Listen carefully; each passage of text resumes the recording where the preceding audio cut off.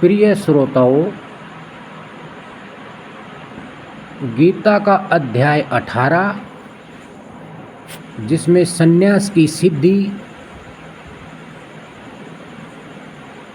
कृष्ण ने बड़े अच्छे से बताया है।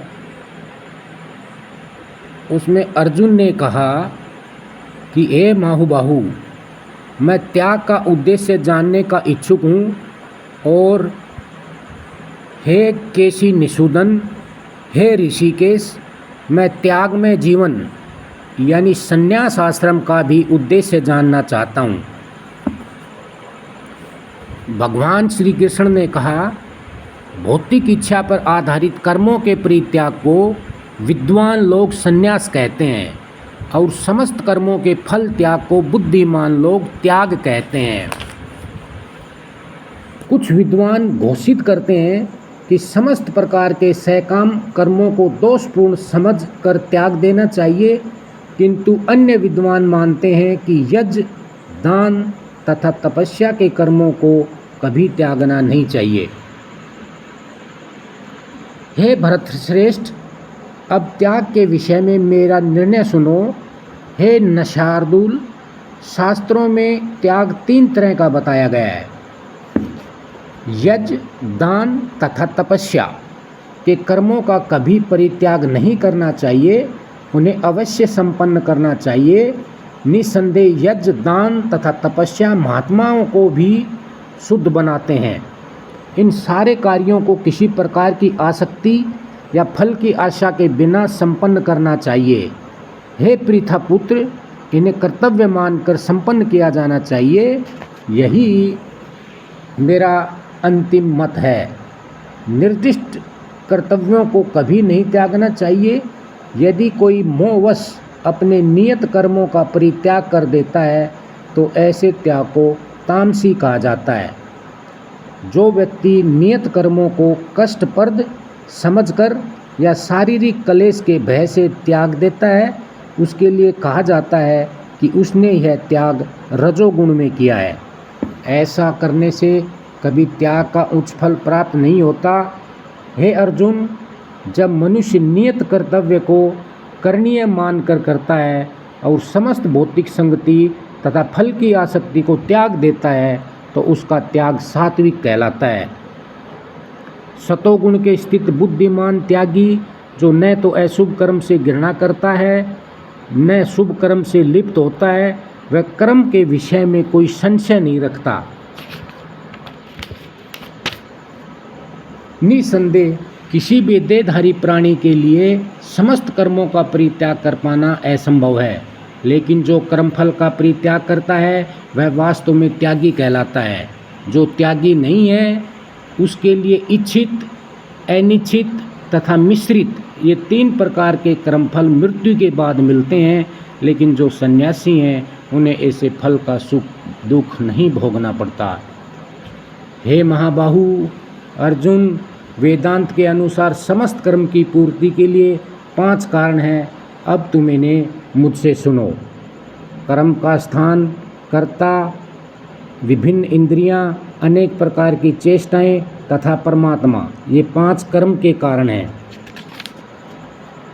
मनुष्य अपने शरीर, मन या वाणी से जो भी उचित या अनुचित कर्म करता है वह इन 5 कारणों के फलस्वरूप होता है। अतएव जो इन 5 कारणों को न मानकर अपने आप को ही एकमात्र कर्ता मानता है वह निश्चय ही बहुत बुद्धिमान नहीं होता और वस्तुओं को सही रूप में नहीं देख सकता। जो मिथ्या अहंकार से प्रेरित होता नहीं है, जिसकी बुद्धि बंधी नहीं है, वह इस संसार में मनुष्यों को मारता हुआ भी नहीं मारता, न ही वह अपने कर्मों से बंधा होता है। ज्ञान, जेय तथा ज्ञाता, ये तीनों कर्म को प्रेरणा देने वाले कारण हैं।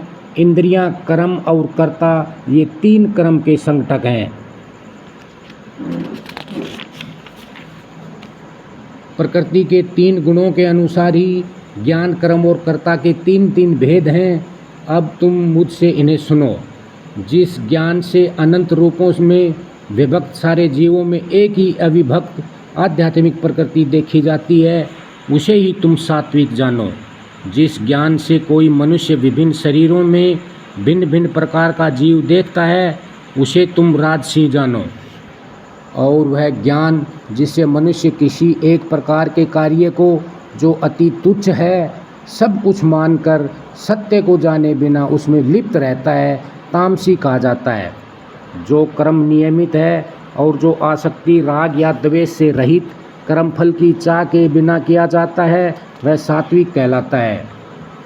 लेकिन जो कार्य अपनी इच्छा पूर्ति के निमित्त प्रयास पूर्वक एवं मिथ्या अहंकार के भाव से किया जाता है वह रजोगुणी कहा जाता है। जो कर्म मोह व शास्त्रीय आदेशों की अवहेलना करके तथा भावी बंधन की परवाह किए बिना या हिंसा अथवा अन्यों को दुख पहुंचाने के लिए किया जाता है वह तामसी कहलाता है। जो व्यक्ति भौतिक गुणों के संसर्ग के बिना अहंकार रहित संकल्प तथा उत्साहपूर्वक अपना कर्म करता है और सफलता तथा असफलता में अविचलित रहता है वह सात्विक कर्ता कहलाता है। जो कर्ता कर्म तथा कर्म फल के प्रति आसक्त होकर फलों का भोग करना चाहता है तथा जो लोभी सदैव ईर्ष्यालु अपवित्र और सुख दुख से विचलित होने वाला है वह राजसी कहा जाता है। जो कर्ता सदा शास्त्रों के आदेशों के विरुद्ध कार्य करता रहता है, जो भौतिकवादी हठी कपटी तथा अन्यों का अपमान करने में पटु है तथा जो आलसी सदैव खिन्न तथा काम करने में दीर्घ सूत्री है वह तमोगुणी कहलाता है। हे धनंजय, अब मैं प्रकृति के तीनों गुणों के अनुसार तुम्हें विभिन्न प्रकार की बुद्धि तथा धृति के विषय में विस्तार से बताऊंगा, तुम इसे सुनो।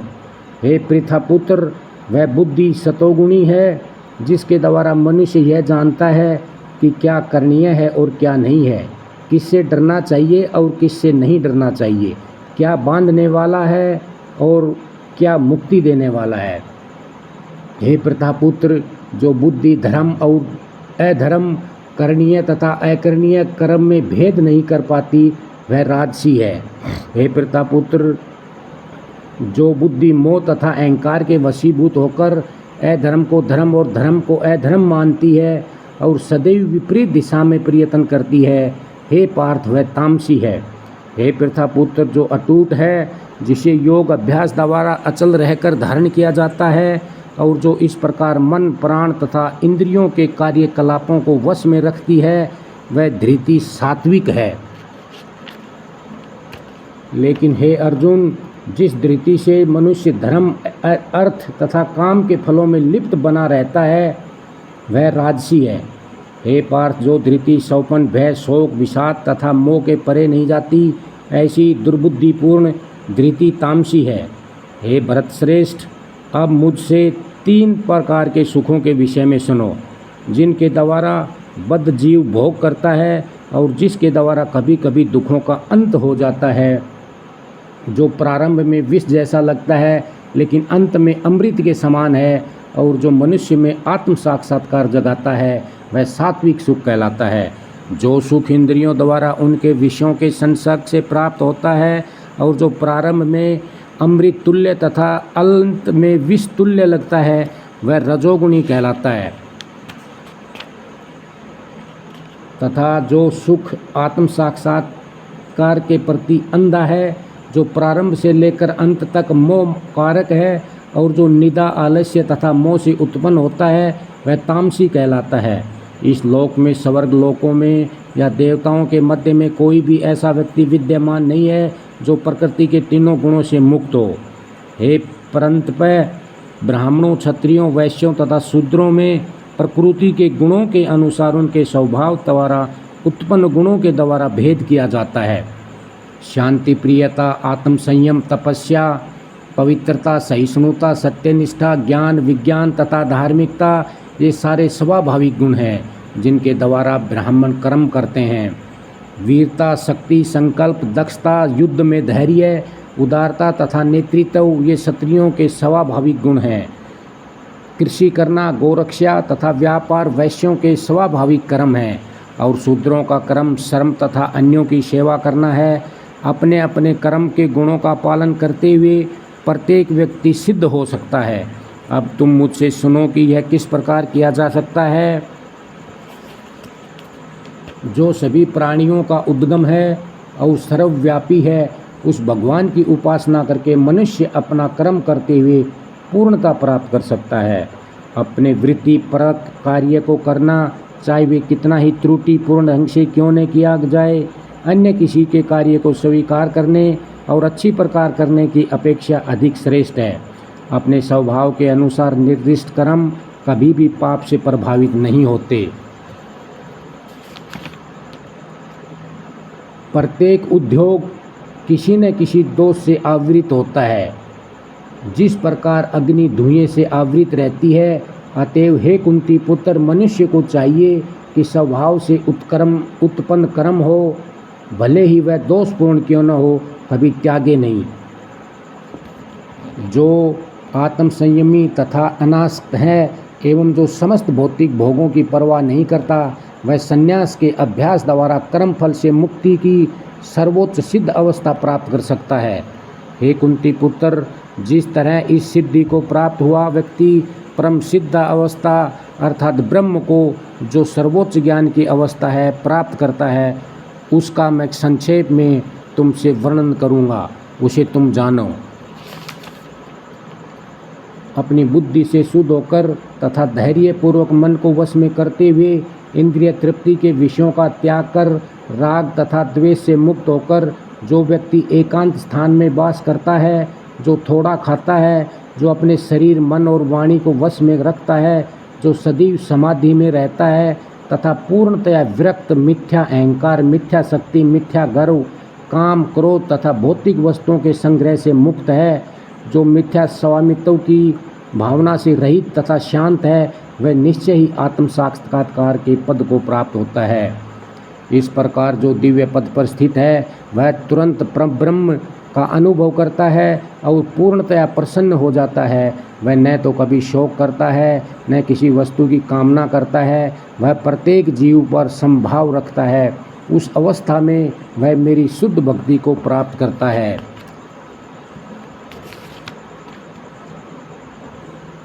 केवल भक्ति से मुझ भगवान को यथारूप में जाना जा सकता है। जब मनुष्य ऐसी भक्ति से मेरे पूर्ण भावनामृत में होता है, तो वह वैकुंठ जगत में प्रवेश कर सकता है। मेरा शुद्ध भक्त मेरे संरक्षण में समस्त प्रकार के कार्यों में संलग्न रहकर भी मेरी कृपा से नित्य तथा अविनाशी धाम को प्राप्त होता है। सारे कार्यों के लिए मुझ पर निर्भर रहो और मेरे संरक्षण में सदा कर्म करो। ऐसी भक्ति में मेरे प्रति पूर्णतया सचेत रहो। यदि तुम मुझसे भावना भावित होंगे तो मेरी कृपा से तुम बद्ध जीवन के सारे अवरोधों को लांघ जाओगे। लेकिन यदि तुम मिथ्या अहंकारवश ऐसी चेतना में कर्म नहीं करोगे और मेरी बात नहीं सुनोगे तो तुम विनष्ट हो जाओगे। यदि तुम मेरे निर्देशानुसार कर्म नहीं करते और युद्ध में प्रवृत्त नहीं होते हो तो तुम कुमार्ग पर जाओगे। तुम्हें अपने स्वभाववश युद्ध में लगना होगा। इस समय तुम मोहवश मेरे निर्देशानुसार कर्म करने से मना कर रहे हो, लेकिन हे कुंती पुत्र, तुम अपने ही स्वभाव से उत्पन्न कर्म द्वारा बाध्य होकर वही सब करोगे। हे अर्जुन, परमेश्वर प्रत्येक जीव के हृदय में स्थित है और भौतिक शक्ति से निर्मित यंत्र में सवार की भांति बैठे समस्त जीवों को अपनी माया से घुमा रहे हैं। हे भारत, सब प्रकार से उसी की शरण में जाओ। उसकी कृपा से तुम परम शांति को तथा परम नित्य धाम को प्राप्त करोगे। इस प्रकार मैंने तुम्हें गुह्यतर ज्ञान बतला दिया। इस पर पूरी तरह से मनन करो और जब जो चाहो सो करो। क्योंकि तुम मेरे अत्यंत प्रिय मित्र हो, अतएव मैं तुम्हें अपना परम आदेश, जो सर्वाधिक गुह्य ज्ञान है, बता रहा हूँ। इसे अपने हित के लिए सुनो। सदैव मेरा चिंतन करो, मेरे भक्त बनो, मेरी पूजा करो और मुझे नमस्कार करो। इस प्रकार तुम निश्चित रूप से मेरे पास आओगे। मैं तुम्हें वचन देता हूँ, क्योंकि तुम मेरे परम प्रिय मित्र हो। समस्त प्रकार के धर्मों का परित्याग करो और मेरी शरण में आओ। मैं समस्त पापों से तुम्हारा उद्धार कर दूंगा। डरो मत। यह गुह्य ज्ञान उनको कभी भी न बताया जाए जो न तो संयमी हैं, न एकनिष्ठ, न भक्ति में रत हैं, न ही उसे जो मुझसे द्वेष करता हो कभी न बताया जाए। जो व्यक्ति भक्तों को यह परम रहस्य बताता है वह शुद्ध भक्ति को प्राप्त करेगा और अंत में वह मेरे पास वापस आएगा। इस संसार में उसकी अपेक्षा कोई अन्य सेवक न तो मुझे अधिक प्रिय है न कभी होगा। और जो श्रद्धा समेत तथा द्वेष रहित होकर इसे सुनता है वह सारे पापों से मुक्त हो जाता है और उन शुभ लोकों को प्राप्त होता है जहाँ पुण्य आत्माएं निवास करती हैं। हे प्रथापुत्र, हे धनंजय, क्या तुमने इस शास्त्र को एकाग्रचित होकर सुना और क्या अब तुम्हारा अज्ञान तथा मोह दूर हो गया है? अर्जुन ने कहा, हे कृष्ण, हे अच्युत, अब मेरा मोह दूर हो गया। आपके अनुग्रह से मुझे मेरी स्मरण शक्ति वापस मिल गई। अब मैं संशय रहित तथा दृढ़ हूँ और आपके आदेशानुसार कर्म करने के लिए उद्यत हूँ। संजय ने कहा, इस प्रकार मैंने कृष्ण तथा अर्जुन इन दोनों महापुरुषों की वार्ता सुनी और यह संदेश इतना अद्भुत है कि मेरे शरीर में रोमांच हो रहा है। व्यास की कृपा से मैंने ये परम गुह्य बातें साक्षात योगेश्वर कृष्ण के मुख से अर्जुन के प्रति कही जाती हुई सुनी। हे राजन, जब मैं कृष्ण तथा अर्जुन के मध्य हुई इस आश्चर्यजनक तथा पवित्र वार्ता का बारंबार स्मरण करता हूँ तो प्रतिक्षण आह्लाद से गदगद हो उठता हूँ। हे राजन, भगवान कृष्ण के अद्भुत रूप का स्मरण करते ही मैं अधिकाधिक आश्चर्यचकित होता हूँ और पुनः पुनः हर्षित होता हूँ। जहाँ योगेश्वर कृष्ण हैं और जहाँ परम धनुर्धर हैं अर्जुन हैं, वही ऐश्वर्य, विजय, अलौकिक शक्ति तथा नीति भी निश्चित रूप से रहती है, ऐसा मेरा मत है। इस प्रकार श्रीमद् भगवत गीता के 18वें अध्याय संन्यास की सिद्धि का भक्ति वेदांत तात्पर्य पूर्ण हुआ।